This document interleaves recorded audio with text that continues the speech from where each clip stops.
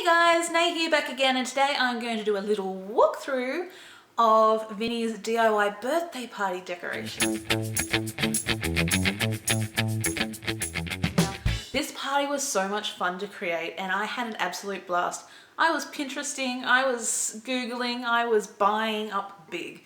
The whole dinosaur theme, as I said last week, came from the Dinosaur train cartoon that Vinny is really in love with, but I am not one to stick with licensed themes. I really hate the pre-printed licensed materials, and by licensed I mean things like Thomas the Tank Engine, the Wiggles, Disney characters. I hate how it's all just, you know, you can't deviate from that theme. Like they have a line of Dora the Explorer, they have a line of Thomas, they have a line of this, they have a line of that, and everything is the same, matchy-matchy. I wanted to be a little bit different. I mean, when a kid has a birthday party and invites their friends, you know, every party is going to be Thomas the Tank Engine, and they're all going to have the same things. I wanted to be a little bit different. I wanted to make everything myself. I wanted to do it and pick a color scheme and work on a theme as opposed to a set of characters. So Dinosaur Train was Vinny's big love, still is.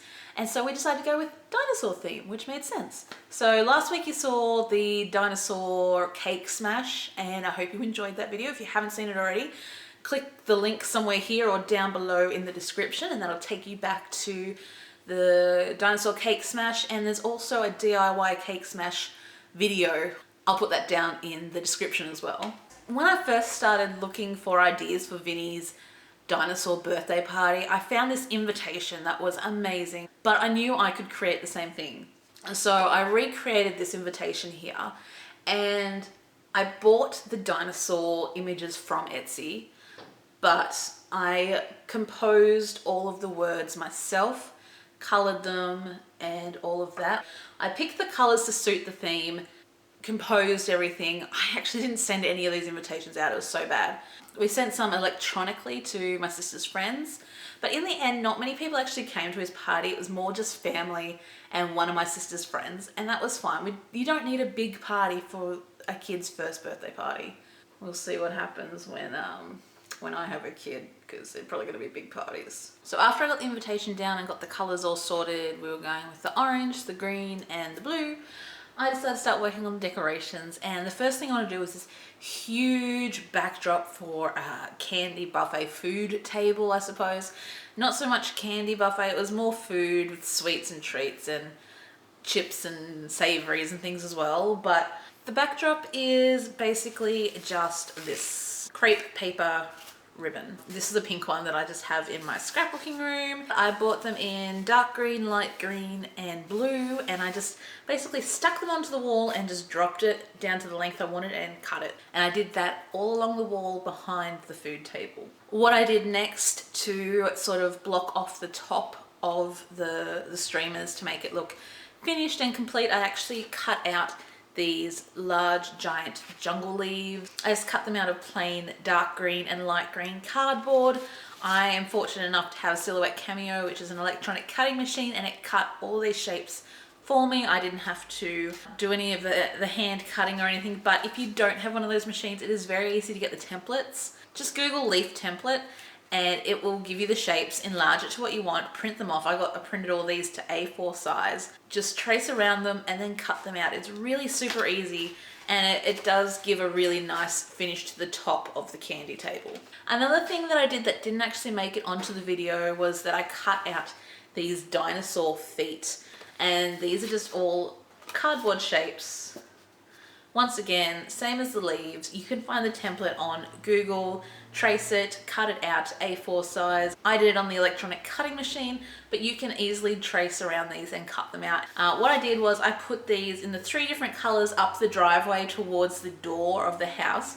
And then I also did some out on the back patio where we were all sort of hanging out because it was quite a hot day, so we didn't stay inside. Dinosaur feet, they were really cute and really looked awesome. Balloons. I hate balloons. I have a severe phobia of balloons. Where I work in Spotlight in the craft department, I'm actually required to blow up balloons with helium and tie them and serve customers, but I am deathly afraid. Like, I shake every time I go in there. I serve the customers, I bag the balloons, I will not inflate them, but I had to get balloons for Vinny's birthday party, and so these are the selection that I got. I got the nice green marbled balloon, which went in with the leaves and all the foliage that I had, and then I got this orange marbled one to go with the orange in the balloon decorations. And then these ones here, little dinosaurs. I found these ones on eBay and ordered them and got them in. I got 20 of them for like $4. I got them all inflated, and I had loose balloons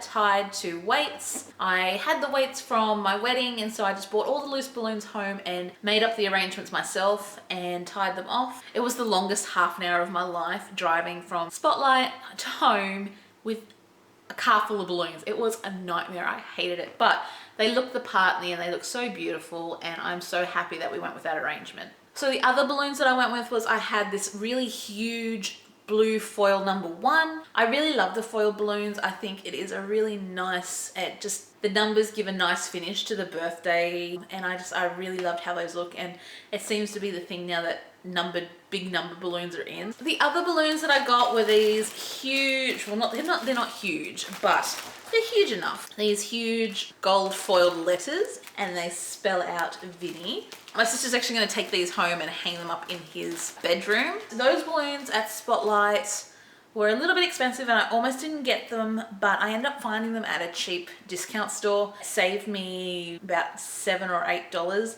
And those balloons you can inflate. They come with a straw, and you just inflate them with air yourself. Very super easy. They have the holes on the top to make it into a banner, and it looks super cute in front of those streamers at the candy table. So some of the things that I don't actually have to show today that went towards the dinosaur theme were the party hats that I made. And I bought party hats, plain standard cardboard party hats in green, blue, and dark blue. I did stripes and polka dots.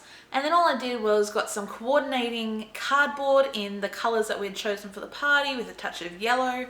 And I did a zigzag cut along the cardboard, folded a little bit under, and just glued it onto the back seam of the party hats. And I made these awesome dinosaur spike party hats that look unreal, and I love them. And we had so much fun playing with them and taking photos with them. Another thing that I did was, I really wanted to do a lot of baking for this party, and so with time constraints, I really didn't get everything I wanted to do.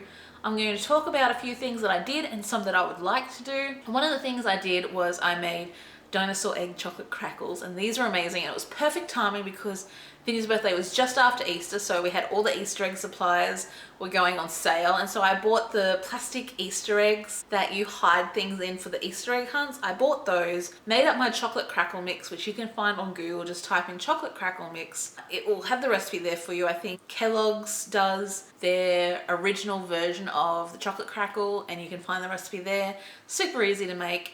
And once I'd made the mixture, I just stuffed it into the eggs and then closed them up and put them in the fridge to set. When they had set, I had to get my knife out and sort of like just scrape along the seam of the egg to open it up. And then I opened it up and it was done. Perfect chocolate crackle dinosaur eggs. The other thing that I did was, of course, the cupcake cake tower. This is something that I do for every birthday.